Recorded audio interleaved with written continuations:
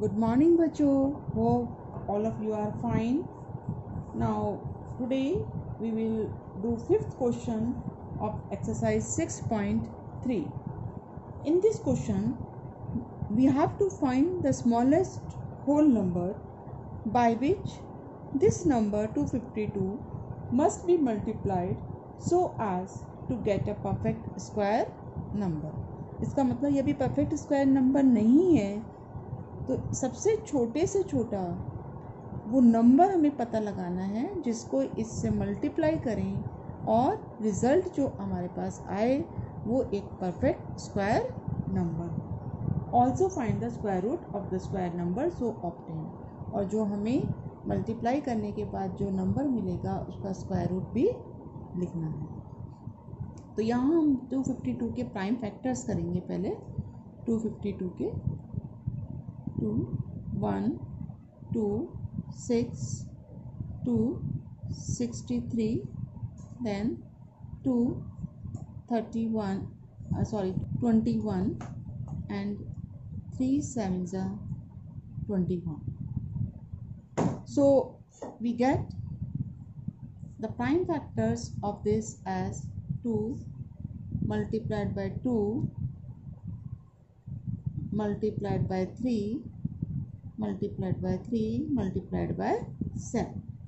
Now make pairs of equal factors. So one number 7, it remains unpaired, and to make it in group or in pair we require one more 7. It means this number 252 should be multiplied by 7 to make it a pair of 7. So 7 remains unpaired. Therefore 252 must be multiplied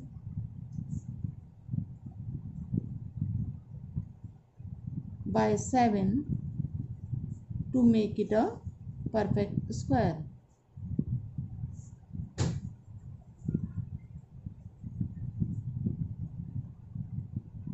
Now when you multiply 252 by 7 you will get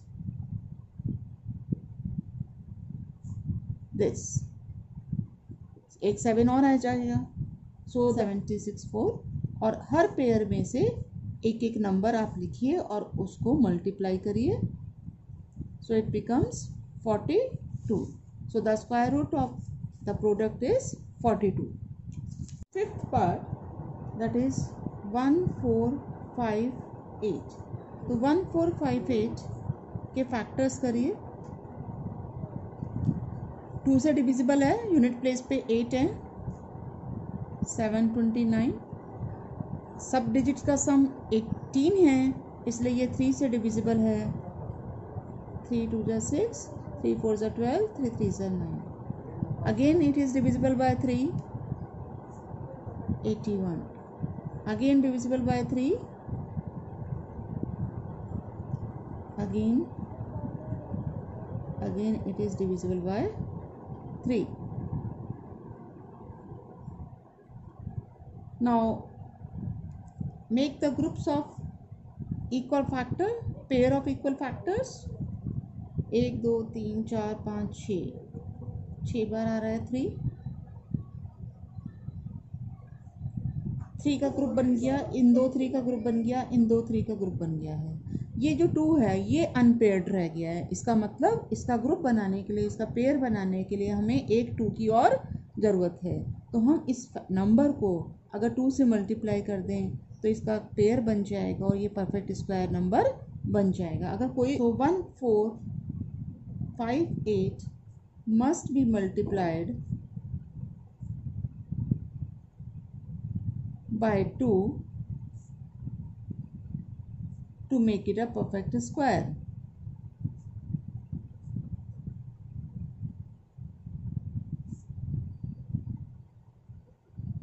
और जब आप इसे 2 से multiply कर देंगे तो एक factor 2 और इंक्रीज हो गया इसके फैक्टर्स में.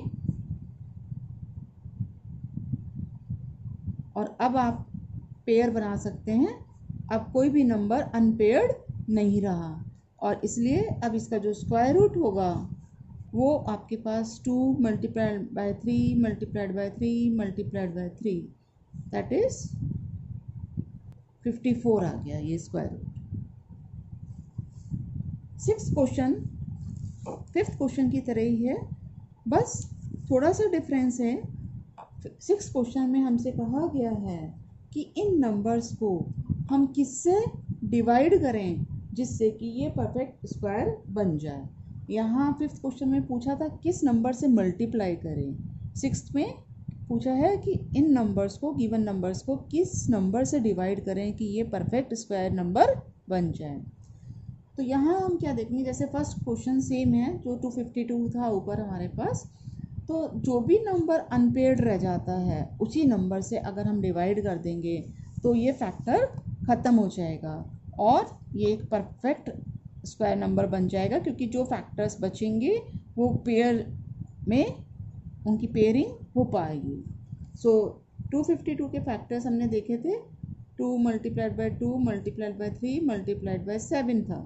तो अब इसके में 7 अनपेयर्ड है तो it should be divided bye 7, it should be divided bye 7 to make it a perfect square.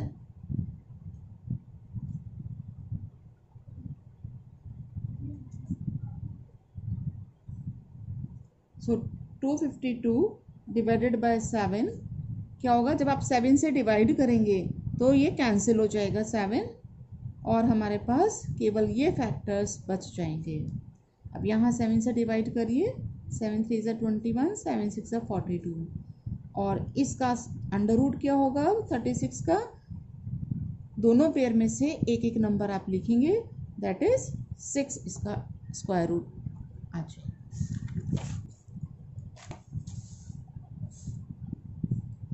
Second part है ये क्वेश्चन 6 का, 2925। तो यहाँ इसके 2925 के फैक्टर्स करने हैं। यूनिट प्लेस पे 5 है तो ये नंबर 5 से डिविजिबल है, 5 5 ज़ा 25, 5 8 ज़ा 40, 5 5 ज़ा 25। Again it is divisible by 5, 5 1 ज़ा 5, 5 1 ज़ा 5, 5 7 ज़ा 15। Now sum of the 3 digits is 9, so it is divisible by 3, 3 3 is 9, 3 9 is 27. Again it is divisible by 3, 3 1 is 3, 13. So we get the factors of this as 5 multiplied by 5, 3 multiplied by 3 multiplied by 13. So make the pairs of equal factors. ये 5 का pair बन गया, 3 का pair बन गया, लेकिन 13 unpaired रह गया। It means this number should be divided by 13। जो भी अनपेयर्ड रह जाता है उसी से हम डिवाइड करते हैं। So it should be divided by 13 to make it a perfect square.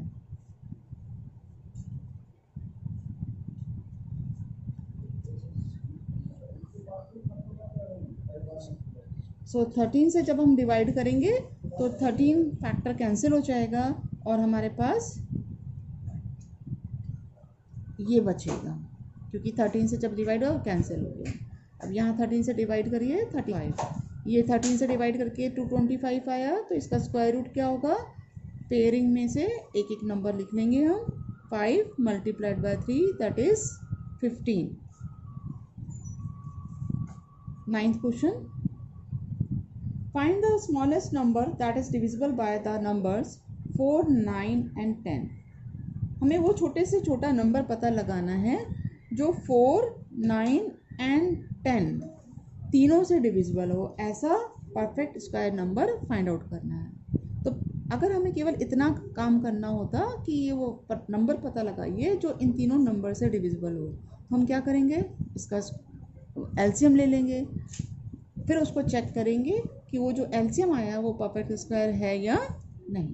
तो 4, 9 और 10 का एलसीएम लेना है पहले हमें। तो किस नंबर से ये डिवाइड हो जाएगा, 2 2 ज़ा 4, 9 नहीं डिवाइड होता तो 9 को एज इट इज़ लिखेंगे, 2 5 ज़ा 10, 2 1 9 ऐसे ही रहेगा, 5 ऐसे ही रहेगा, देन 3 से हो जाएगा ये, 3 3 ज़ा 9, 5 नहीं होता तो 5 ऐसे ही लिखेंगे आप। अगेन 3 से 1 1 5, अगेन 5 से 5 1 1 1. So the LCM of 4, 9 and 10 is 2 multiplied by 2 multiplied by 3 multiplied by 5. लेकिन जो LCM आया है, इसके जो फैक्टर्स हैं ये पेयर में नहीं आ पा रहे हैं सभी। एक नंबर 5 अनपेयर्ड रह गया है, इसका मतलब इसका जो भी LCM आ रहा है ये वो एक परफेक्ट स्क्वायर नंबर नहीं है।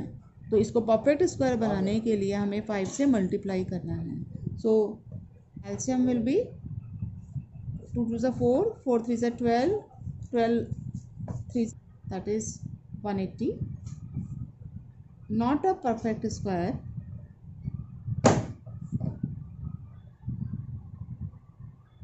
So 180 multiplied by 5 is a perfect square number divisible by